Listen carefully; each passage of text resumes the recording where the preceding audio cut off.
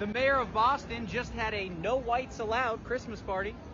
Think about it. Hello everyone, welcome to my channel. If today is your first time visiting my channel, thank you so much to my returning subscribers. You guys are amazing. So in today's episode is about Boston Mayor Michelle Wu, who is dragged for hosting a Christmas party called Electeds of Color Holiday. So in this party, no white person was invited. This information got out after they accidentally sent the email to invite all city council, meaning they didn't even want the information to go public. So this got a lot of palm color people to lose their mind. All right, people, let's get into the video and I'll have something to say later on. This is Michelle Wu. Michelle Wu is the mayor of Boston. A few days ago, Michelle Wu hosted a holiday party called the Electeds of Color, where the only elected officials that aren't invited are the white ones. This information got out after the director of city council relations accidentally sent the email invite to all of city council, meaning that they didn't even want this information to go public. The mayor's justification for this exclusionary party was the fact that it's been happening for more than a decade, so listen to what she has to say. This has been a long-standing tradition. It was my turn to host. It's happened every single year, and also multiple other parties that everyone has been invited to. So there are many, many invitations out there. She essentially just said, we're going to keep doing our thing, the thing we've been doing since the beginning of time. But don't worry, those untitled documents can come to the next party. Keep in mind, this is Michelle Wu's husband. I don't want to hear anything else about white people not being able to experience systemic racism. Because as minuscule as not being invited to a party is, a government party might I add, we literally have a person of color with power within the system, along with a plethora of other people of color with power within the system, using their systemic power to quite literally discriminate against an entire group of people by the basis of their race. Ladies and gentlemen, what do we call that? To be honest with you, they could have just used these signs to show people how to get to the party, because this is exactly what's happening.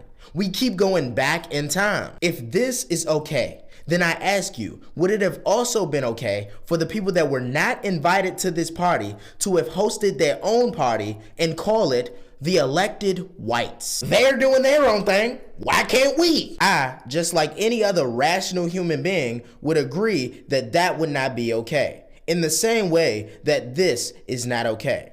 But unfortunately, it seems as if contradictions and hypocrisy have no shortage in our society today. So, it was in the news that the mayor of Boston held a Christmas party in which no white people were present. And the white people lost their minds.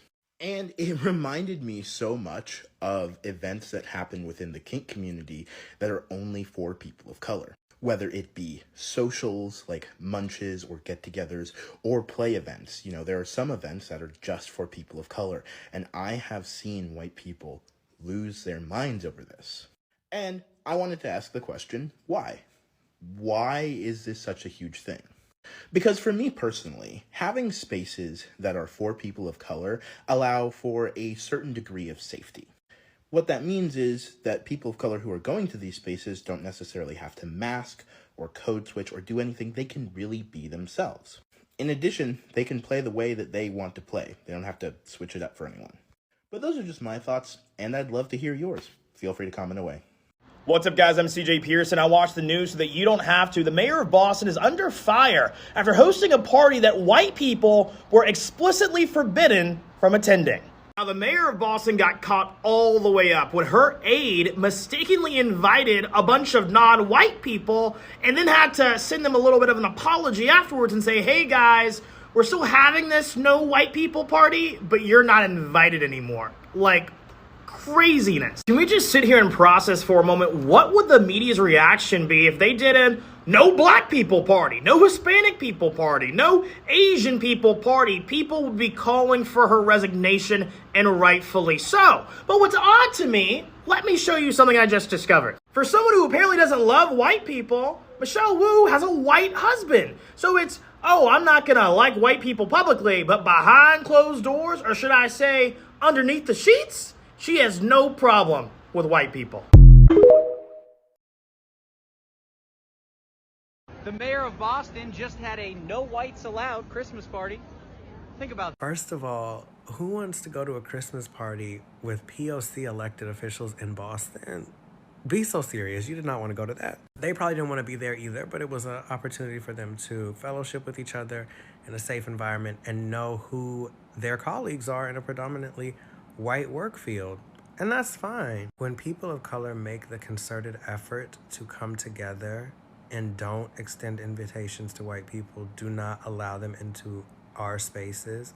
And I say our very loosely because there's events where Black Americans are not invited and Africans are, specifically like Ghanaians or Nigerians or Somalis or Ethiopians, and none of those other ethnicities would be allowed. There's clubs where only Asian people are allowed, and then more specifically, only Chinese people, only Japanese people, only Lao people. Those are not hateful events. Those are for people to connect with other people just like them in a society where they are not prevalent. However, when white people in professional settings go out of their way to exclude people of color from these types of events, it's an act of economic exclusion, political suppression. It's literally to hold you back and prevent you from being where the actual business is. Because unlike people of color, you don't have to do your job at work. You can do all the work when you're hanging out on the golf course or on vacation or at the Christmas party or at the club or at the gym or at all these other environments at your church where you're not going to see people of color because we're not part of your community. And that's fine. And nobody is really upset about that. This country is still very much segregated, but anytime people of color try to take a little bit of a step forward, it gets called out because there is power in groups. And they're mad about that. The mayor of Boston just had a no whites allowed Christmas party. Think about that. Yes, I thought this was... Guys, I cannot believe that this day and age when people of color are fighting so hard for races to come to an end. And this comes? No way. Honestly, I can't stand this. This question is for the mayor of Boston. How would you feel if your governor didn't invite you and the rest of the Asians to a party? How would you feel? Anyway, to me, I feel she wasn't apologetic leaving a certain group of people. She just felt bad she sent the email to the wrong people. Did you imagine if the mayor said, "No black Christmas party"? It would have been a #1 story the whole weeks throughout Christmas. Anyway, guys, this is my opinion. Don't forget to tell me what you think in the comment section. See you tomorrow. Bye.